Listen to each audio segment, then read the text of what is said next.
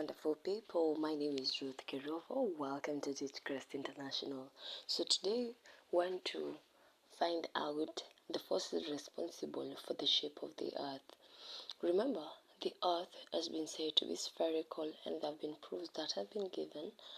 However, we all know that the earth is not a perfect sphere. Instead, it has flat poles and a bulge at the equator. So technically talking, you find that the equatorial distance is longer than the polar diameter.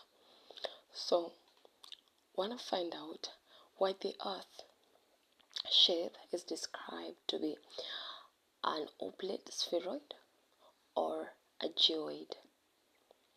So, the first force that is responsible for the Earth's flat poles is known as centripetal force.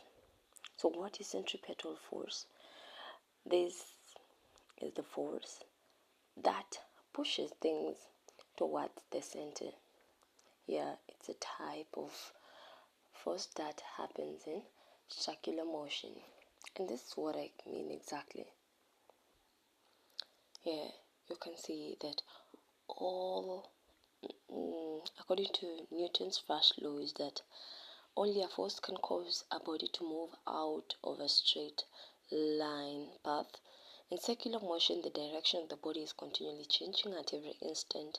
Therefore, a force must be acting. That force is called centripetal or central force, since it acts towards the circle of the circular path. Another thing, from Newton's second law of motion, we realize that all circular motion requires a centripetal force. In short, the external force that could have caused the Earth to move out of a straight path as it flies through space. Alright, this tells us that a force equal mass times acceleration. Therefore, centripetal force must produce an acceleration, the centripetal acceleration. Since the force acts towards the center of the circular path, the acceleration must also be towards the center. Yeah, so this is why you can see like this car moving around the roundabout. Yeah, it is moving towards the center. That's centripetal force. You can see the one indicated in red. Yeah, that's centripetal. Instead of it going straight, it's going towards the center. So we're able to say that that force causes the compression, so towards the center, and that's why the Earth's poles are flattened. The Earth is also said to have a bulge at the equator, and the force that is responsible for the bulging is known as centrifugal force. So someone might ask, what is centrifugal force? Basically, it's a flinging force, yeah, that causes bodies in circular motion to move outwards. Yeah, that's why you can say it's a centrifugal force.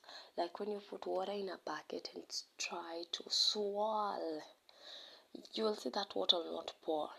Yeah, because of the centrifugal force outwards. Yeah, and we can see that the Earth's rotational center rotation creates the outward force centered by the sun's gravitation. The sun will tend to pull items towards it, and as the movement happens, you see we have that bulge. Okay. Another thing to note is that as the Earth rotates, the equator, of course, the diameter being longer, and the speed, which is the orbital velocity, that is 29.78 kilometers per second, has to be faster on the equator so that the equatorial distance can be covered within a similar time that the polar distance will have moved. So you find that at the poles, basically it's like there's no distance being moved. It is more of an inertial force happening. Another thing about the Earth's shape.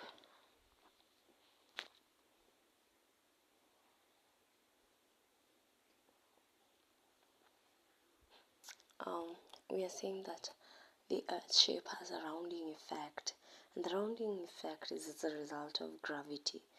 So we know the force of gravity was discovered by Newton, and it's what is responsible for things moving towards the center, so they're kept in space instead of flying out. So you're saying that gravity drives dimensional ratio, that is the pull towards the center.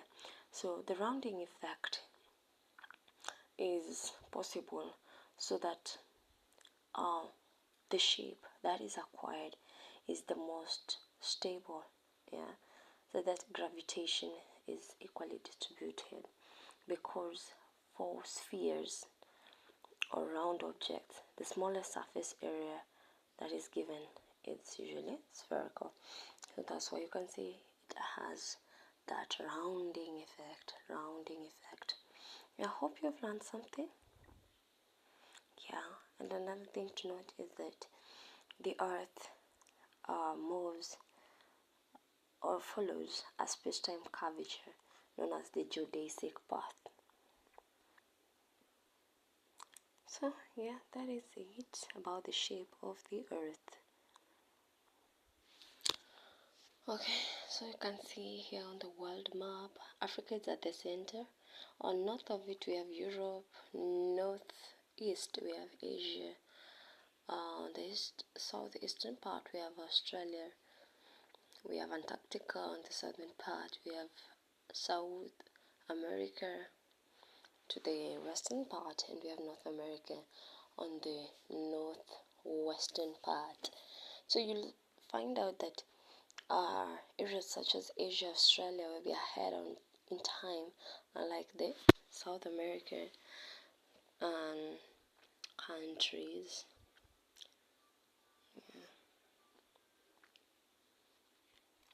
I hope you've learned something. So in summary, the flat poles is a result of centripetal force, the bulge at the equator is a result of centrifugal force, and the rounding effect is as a result of gravity. Until next time, I've been your host Ruth Karibu. Keep locked here on Just Crest International. Bye.